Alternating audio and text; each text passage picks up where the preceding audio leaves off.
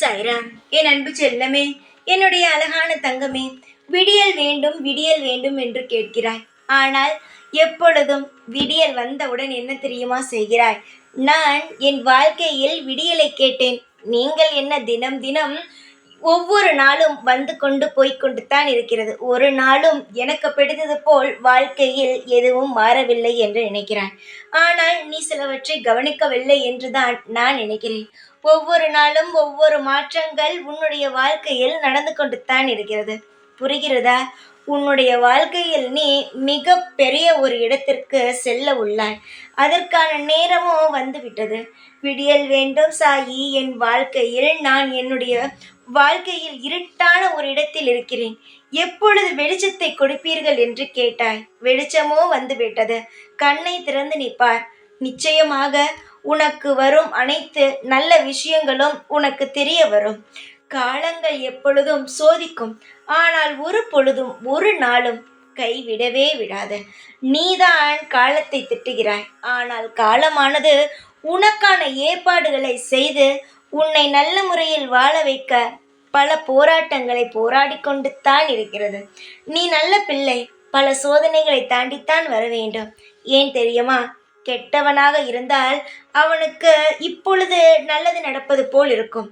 ஆனால் அவனுடைய அடுத்தடுத்த கட்டம் மிக மோசமாக இருக்கும்.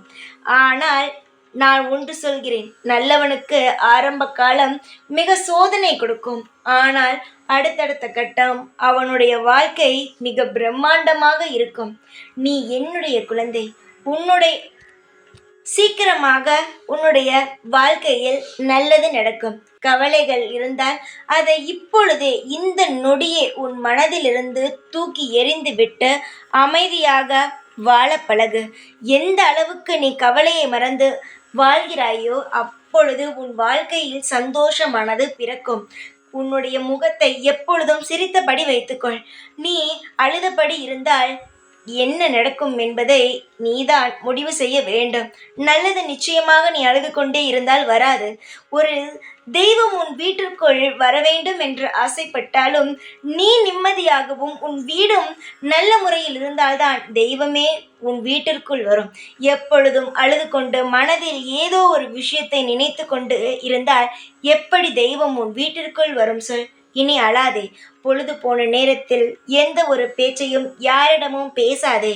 எந்த ஒரு அழுகையும் உனக்கு தேவையில்லை. மற்றவர்கள் பொழுது போன நேரத்தில் தேவையில்லாமல் உன் வீட்டிற்குள் வந்து உட்கார்ந்து தேவையில்லாத மற்றவர்களை பற்றி பேசினாலும் அதற்கு நீ அனுமதிக்காதே. ஏனென்றால் பொழுது போன நேரம் என்பது லக்ஷ்மி வரும் நேரம். அப்பொழுது நீ பூஜை செய்ய வேண்டும். உன் வாழ்க்கையில் நல்ல அமைதியாக இருக்க வேண்டும்.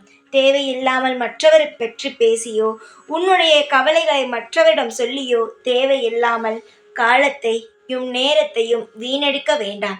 நீ எந்த அளவுக்கு உன்னுடைய வாழ்க்கையில் பூஜையும் உன்னுடைய வாழ்க்கையில் நீ செய்கிறாயோ அந்த அளவுக்கு நீ நிம்மதியாக இருப்பாய். இந்த நீ சாயை நம்பு. உனக்கான அனைத்தும் நல்ல முறையில் நடக்கும். எப்பொழுதும் இந்த சாய் இருப்பேன் உனக்காக மட்டும். ஓம் சாய்ராம்.